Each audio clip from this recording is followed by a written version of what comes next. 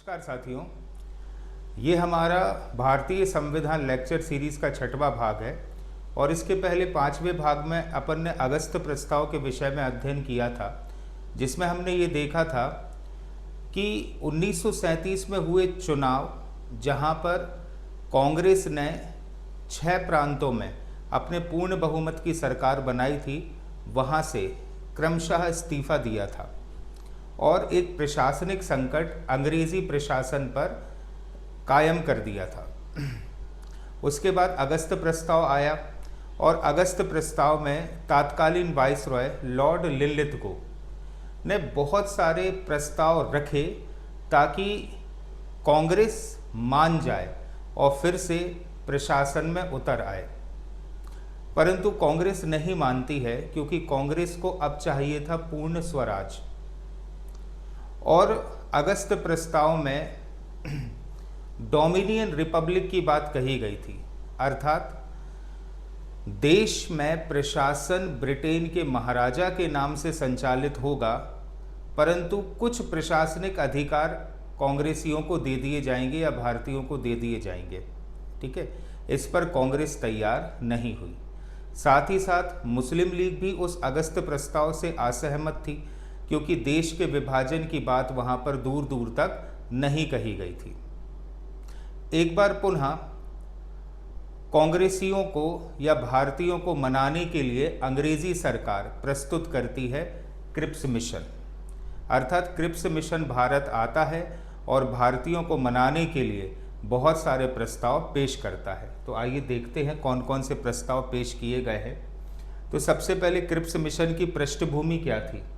द्वितीय विश्व युद्ध चल रहा था और इस दौरान जापान की शक्ति लगातार बढ़ती जा रही थी। जापान लगातार हावी होता जा रहा था ब्रिटेन पर। ब्रिटेन की स्थिति काफ़ी ज़्यादा नाजुक थी और इसी स्थिति को देखकर कुठाराघात किया गया था भारतीय प्रशासन पर, ताकि भारत का प्रशासन करना भी ब्रिटेन के लिए कठिन हो जाए। ठीक है, तो जापान की शक्ति द्वितीय विश्व युद्ध में लगातार बढ़ती जा रही थी। अंतर्राष्ट्रीय दबाव भी पड़ रहा था ब्रिटेन पर। एक तरफ अमेरिका, एक तरफ चाइना और एक तरफ ऑस्ट्रेलिया ने भारत को स्वतंत्र करने हेतु ब्रिटेन की सरकार पर लगातार दबाव डाला।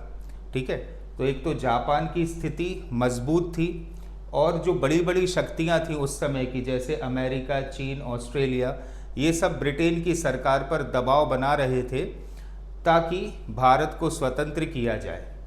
भारतीय स्वतंत्रता आंदोलन भी अपनी तीव्र गति से तेज होता जा रहा था। ब्रिटिश सरकार को लगा कि अब भारतीय मांगों को नज़रअंदाज नहीं किया जा सकता, अर्थात भारत की जनता जो डिमांड कर रही थी अब उसे नकारा नहीं जा सकता। इसी कारण ब्रिटेन के प्रधानमंत्री विंस्टन चर्चिल ने सर स्टैफोर्ड क्रिप्स को भारत भेजा। उस समय ब्रिटेन के प्रधानमंत्री थे कौन बेटा? Winston Churchill. उन्होंने किसे भारत भेजा? सर स्टैफोर्ड क्रिप्स को भारत भेजा। 23 मार्च वर्ष 1942 को दिल्ली में क्रिप्स मिशन भारत आया और उसने अपने प्रस्ताव पेश किए। कब पेश किए बेटा? 23 मार्च 1942 को क्रिप्स मिशन ने अपने प्रस्ताव पेश किए। आइए देखते हैं इन प्रस्तावों में क्या क्या कहा गया है। तो सबसे पहला प्रस्ताव है कि भारतीय स्वयं से अपनी संविधान सभा का गठन करेंगे। तो इसको बेटा बहुत ध्यान से समझ लेना, ये पहला ऐसा मौका है जब संविधान सभा का गठन करने की बात यहाँ पर की गई है। तो क्या कहा था कि युद्ध के बाद एक निर्वाचित संविधान सभा बनाई जाएगी। जैसे युद्ध खत्म होता है, समाप्त होता है, तो एक संविधान सभा का गठन यहाँ पर किया जाएगा। प्रांतों को स्वतंत्रता दी जाएगी। जो ब्रिटिश सरकार के अधीन प्रांत थे, जिनको आज हम राज्य कहते हैं, ठीक है, प्रांतों को कुछ अधिकार दिए जाएंगे, जैसे भारत संघ में उन्हें शामिल किया जाएगा या वे अपना अलग से स्वयं का संविधान बना सकते हैं। या तो वे भारत संघ में शामिल हो सकते हैं या फिर वे चाहे तो अपने स्वयं के संविधान का गठन कर सकते हैं। ठीक है, डोमिनियन स्टेटस अब वही चीज़ है जिस चीज़ के कारण अगस्त प्रस्ताव विफल हुआ था, वही चीज़ यहाँ पर फिर से कह दी जा रही है और वो क्या है? डोमिनियन स्टेटस की बात यहाँ पर फिर से कर दी जा रही है। बस वही जैसे मैंने आज लेक्चर की शुरुआत में आपको बताया कि प्रशासन तो ब्रिटेन के महाराजा के नाम से ही होगा, बाकी प्रशासनिक अधिकारी के तौर पर भारतीय शामिल हो सकते हैं। ठीक है, तो युद्ध के बाद भारत को औपनिवेशिक स्वराज बना दिया जाएगा। ठीक है, जबकि कांग्रेस डिमांड कर रही थी पूर्ण स्वराज की, लेकिन यहाँ पर बात की जा रही है काय की, औपनिवेशिक स्वराज की। ठीक है, फिर एक संघ की स्थापना की जाएगी, अर्थात एक नया भारतीय संघ बनाया जाएगा। काय की बात की जा रही है, एक नया भारतीय संघ बनाया जाएगा। फिर बात की जा रही है मुस्लिम लीग की स्थिति की, तो संघ को स्वीकार या अस्वीकार करने की स्वतंत्रता होगी। ठीक है, मुस्लिम लीग चाहे तो संघ में शामिल होकर प्रत्यक्ष राजनीति में आ सकती है या फिर संघ में शामिल ना भी हो। अगर बात करें रक्षा की, तो नए संविधान बनने तक संपूर्ण रक्षा, जो भारत का डिफेंस सिस्टम है, संपूर्ण रक्षा ब्रिटिश सरकार के हाथों में ही रहेगी। संपूर्ण रक्षा प्रणाली किसके हाथों में रहेगी बेटा? ब्रिटेन की सरकार के ही हाथों में रहेगी। तो ये है कुछ प्रमुख प्रस्ताव जो क्रिप्स मिशन में रखे गए थे। ठीक है, अब क्रिप्स मिशन के इन प्रस्तावों पर भारत के अलग अलग राजनीतिक दलों ने क्या प्रतिक्रिया दी? तो अगर हम बात करें कि कांग्रेस ने क्या प्रतिक्रिया दी, तो कांग्रेस तो बेटा चाहती थी क्या? पूर्ण स्वतंत्रता। लेकिन क्रिप्स मिशन में क्या कहा गया था? डोमिनियन स्टेटस, अर्थात औपनिवेशिक स्वराज की बात कही गई थी। प्रस्ताव में वास्तविक सत्ता हस्तांतरण की बात तो कही ही नहीं गई थी। ऐसा बिल्कुल भी नहीं कहा गया था कि पूरी की पूरी सत्ता भारतीयों को दे दी जाएगी। भारत के विभाजन की संभावना लग रही थी, क्योंकि यहाँ पर कहा गया था कि प्रांत चाहें तो वे संघ में शामिल हो सकते हैं अथवा नहीं हो सकते, या फिर वे अपना स्वयं का संविधान बना सकते हैं। दूसरी चीज़ क्या थी कि मुस्लिम लीग के लिए भी कह दिया गया था कि वे चाहें तो भारत संघ में शामिल हो सकती हैं, चाहें तो, और नहीं चाहें तो मतलब अलग देश बना ले। इसीलिए क्रिप्स मिशन में भारत विभाजन के संकेत भी लग रहे थे, जो कि कांग्रेस नहीं चाहती थी। इसलिए कांग्रेस ने इस क्रिप्स मिशन को अस्वीकार किया। अब मुस्लिम लीग ने क्या प्रतिक्रिया करी? तो पाकिस्तान की मांग स्पष्ट नहीं की गई थी। पृथक पाकिस्तान बनाया जाएगा अथवा नहीं बनाया जाएगा, इसकी मांग बिल्कुल ही अस्पष्ट थी। इसलिए प्रस्ताव को मुस्लिम लीग ने भी अस्वीकार कर दिया। तो कांग्रेस ने भी इस क्रिप्स मिशन को अस्वीकार किया और मुस्लिम लीग ने भी इस क्रिप्स मिशन को अस्वीकार कर दिया। ठीक है, तो क्रिप्स मिशन की असफलता के क्या क्या कारण हैं बेटा, इसको भी समझना। तत्काल स्वतंत्रता का अभाव। क्रिप्स मिशन ये तो कह रहा था कि संविधान सभा का गठन होगा, ठीक है, कब? युद्ध के बाद। लेकिन ये बिल्कुल भी नहीं कहा कि भारतीयों को स्वतंत्र कर दिया जाएगा। दूसरी चीज, प्रांतों को अलग होने का अधिकार था, अर्थात विभाजन की संभावना यहाँ पर देखने को मिली थी, क्योंकि इसमें साफ साफ कहा गया है कि प्रांत चाहे तो भारत संघ में शामिल हो सकते हैं या फिर वे अपने लिए अलग संविधान का निर्माण कर सकते हैं। ठीक है, इसलिए प्रांतों को अलग होने का अधिकार था, जिससे कि भारत के विभाजन के संकेत मिल रहे थे। अगर ये चीज़ भारत में लागू हो जाती तो जैसे यूरोप में छोटे छोटे से देश है, वैसे ही देशों में बढ़ सकता था हमारा भारत। ठीक है, जब तक संविधान नहीं बनता तब तक रक्षा का पूरा अधिकार किसके पास था? ब्रिटेन की सरकार के पास था। और ब्रिटेन की सरकार सुरक्षा के नाम पर क्रांतिकारी आंदोलन को दबा सकती थी। ठीक है, कांग्रेस और मुस्लिम लीग दोनों असंतुष्ट हो गए, क्योंकि कांग्रेस चाहती थी पूर्ण स्वतंत्रता, उसके बारे में कुछ नहीं कहा गया, और मुस्लिम लीग चाहती थी भारत का विभाजन, तो उसके विषय में भी क्रिप्स मिशन मौन था। इसलिए कांग्रेस और मुस्लिम लीग दोनों ने इस मिशन को अस्वीकार कर दिया। ठीक है, अब क्रिप्स मिशन के विषय में कुछ नेताओं ने महत्वपूर्ण कथन दिए हैं। जैसे महात्मा गांधी ने कहा कि यह एक डूबते हुए बैंक का उत्तर दिनांकित चेक है।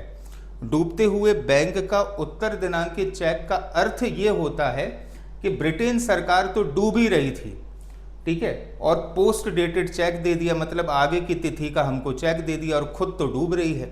ठीक है, इसी प्रकार से पट्टाभी सीतारमैया ने क्या कहा था कि ये अगस्त प्रस्ताव का ही संशोधित रूप मात्र है, क्योंकि यही सेम टू सेम चीज किसमें कही गई है बेटा, अगस्त प्रस्ताव में कही गई। तो अगस्त प्रस्ताव की बात को यहां पर पुनः दोहरा दिया गया। ठीक है, अब महत्व क्या है बेटा, क्रिप्स मिशन क्यों हम पढ़ रहे हैं, क्यों महत्वपूर्ण है ये, क्योंकि भारतीयों को पहली बार संविधान बनाने का अधिकार देने की बात की गई। संविधान सभा का गठन किया जाएगा, अर्थात पहली बार संविधान सभा शब्द का प्रयोग हुआ। और संविधान सभा का गठन कैसे होगा ये बात कही जाएगी कैबिनेट मिशन में, ये बात बताई जाएगी किसमें, कैबिनेट मिशन में। लेकिन एक संविधान सभा बनाकर देश के संविधान का निर्माण किया जाएगा, ये बात कह दी गई है किसमें, क्रिप्स मिशन में। ठीक है, लेकिन असफलता ने भारत छोड़ो आंदोलन का मार्ग प्रशस्त कर दिया, क्योंकि क्रिप्स मिशन पूर्ण तरीके से विफल हुआ, इसीलिए क्रांतिकारियों ने स्टार्ट कर दिया क्या, भारत छोड़ो आंदोलन। एक बार ध्यान से इसको रिवाइज कर लेते हैं। कब का है क्रिप्स मिशन, तो क्रिप्स मिशन है बेटा कब का, वर्ष 1942 का। प्रमुख व्यक्ति कौन थे, स्टैफोर्ड क्रिप्स। ठीक है, उद्देश्य क्या था, दूसरे विश्व युद्ध में भारत का सहयोग प्राप्त करना। प्रस्ताव में क्या मुख्य बात कही गई कि संविधान सभा बनाने की बात की गई और भारतीयों को डोमिनियन स्टेटस दिया जाएगा। असफलता का कारण क्या था, क्योंकि कांग्रेस और मुस्लिम लीग दोनों क्रिप्स मिशन की बातों से सहमत नहीं हुए। ठीक है, और क्रिप्स मिशन का ही परिणाम क्या हुआ कि कांग्रेस ने चालू कर दिया क्या, भारत छोड़ो आंदोलन। तो चलिए अब अपन ध्यान दे लेते हैं भारत छोड़ो आंदोलन पर भी। भारत छोड़ो आंदोलन या क्विट इंडिया मूवमेंट किस वर्ष का था, उसी वर्ष का जिस वर्ष क्रिप्स मिशन आया था, अर्थात वर्ष 1942 में। तो कब का है, वर्ष 1942, क्योंकि ये अगस्त माह में स्टार्ट हुआ था, इसलिए इसको कहा गया है क्या, अगस्त क्रांति भी कहा जाता है। और स्वतंत्रता संग्राम के तीसरे चरण का ये मुख्य आंदोलन था। अब ये स्वतंत्रता संग्राम के जो अलग अलग चरण हैं बेटा, वो अपन लोग इतिहास में देखेंगे। ठीक है, तो पृष्ठभूमि क्या है, तो सबसे पहली चीज तो है क्रिप्स मिशन असफल हुआ था, क्योंकि भारतीयों को निराशा हुई, ब्रिटिश सरकार से समझौते की आशा समाप्त हो गई। ठीक है, क्रिप्स मिशन के प्रस्ताव से भारतीय अशांत थे, उदास थे। ठीक है, और अब उनकी जो कहना चाहिए कि आशा लगी हुई थी कि हमारे साथ अंग्रेजी सरकार कुछ अच्छा करेगी, उस पर पानी फिर गया। ठीक है, दूसरी चीज़ है द्वितीय विश्व युद्ध में ब्रिटेन की स्थिति काफ़ी नाजुक थी। चूंकि ब्रिटेन की स्थिति नाजुक है, इसीलिए इसी समय ब्रिटेन की ऐसी तैसी की जाए। ठीक है, तो भारत को बिना सहमति युद्ध में शामिल किया गया। ये भी मेन चीज़ है कि भारत की सबसे बड़ी राजनीतिक पार्टी थी कांग्रेस उस समय की, तो कांग्रेस से पूछा भी नहीं और ब्रिटेन ने भारत को जर्मनी के विरुद्ध एक युद्धरत राष्ट्र घोषित कर दिया। ठीक है, तीसरी थी स्वतंत्रता की बढ़ती मांग। जनता में असंतोष चरम पर था और भारतीय लगातार मांग कर रहे थे स्वतंत्रता की, इसलिए कुछ ना कुछ तो करना था। तो कांग्रेसियों ने स्टार्ट किया क्या बेटा, भारत छोड़ो आंदोलन। ठीक है, तो भारत छोड़ो आंदोलन का प्रस्ताव कब पेश हुआ, क्योंकि कांग्रेस तो अलग अलग अधिवेशनों के माध्यम से काम करती थी, तो ये भारत छोड़ो आंदोलन का प्रस्ताव कब पेश हुआ, तो 14 जुलाई वर्ष 1942 को वर्धा में कांग्रेस कार्य समिति ने यह प्रस्ताव पारित किया। कब पारित हुआ बेटा, 14 जुलाई वर्ष 1942 को, कहां पर, वर्धा में। ठीक है, 8 अगस्त वर्ष 1942 को मुंबई के गवालिया टैंक मैदान में, या जिसे अब अगस्त क्रांति मैदान कह दिया जाता है, वहां पर अखिल भारतीय कांग्रेस समिति ने प्रस्ताव को मंजूरी दे दी और 9 अगस्त 1942 की रात में ऑपरेशन 0R स्टार्ट करके आंदोलन शुरू किया गया। तो ये जो बंबई में ग्वालियर टैंक मैदान में बैठक हुई थी, उसके अध्यक्ष थे बेटा कौन, मौलाना अबुल कलाम आज़ाद। और इस बैठक में प्रस्ताव किसने प्रस्तुत किया, पंडित जवाहरलाल नेहरू के द्वारा, जिसका समर्थन किया किसने, सरदार वल्लभ भाई पटेल ने। ठीक है। तो वर्धा में जब कांग्रेस की कार्य समिति की बैठक थी तब ये प्रस्ताव पेश किया गया। प्रस्ताव स्वीकार हुआ कब? मुंबई के गवालियर टैंक मैदान में जब बैठक थी, जिसके अध्यक्ष थे कौन? मौलाना अबुल कलाम आज़ाद। ठीक है। इस प्रस्ताव को प्रस्तुत किया है जवाहरलाल नेहरू ने और समर्थन किया है किसने? वल्लभ भाई पटेल ने।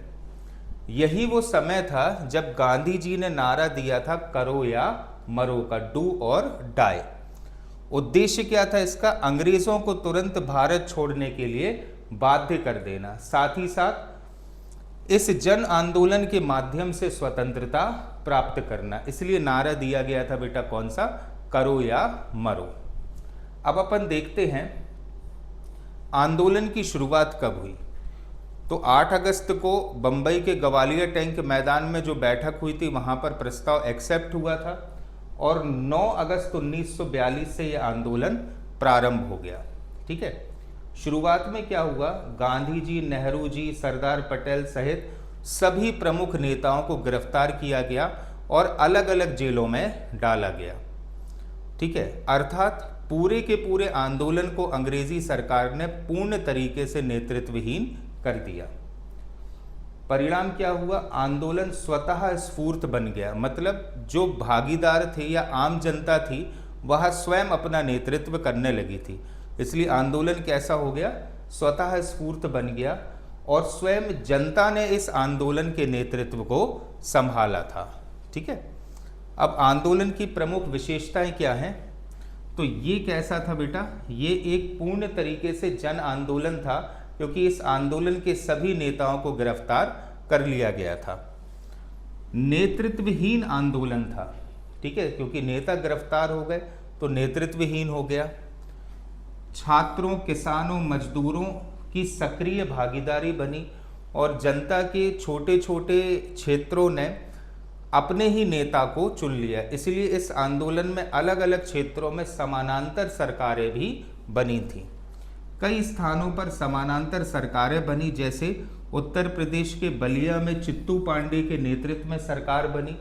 इसी प्रकार बंगाल के तामलुक क्षेत्र में एक राष्ट्रीय सरकार बनी। महाराष्ट्र के सतारा में एक प्रतिनिधि सरकार बनी।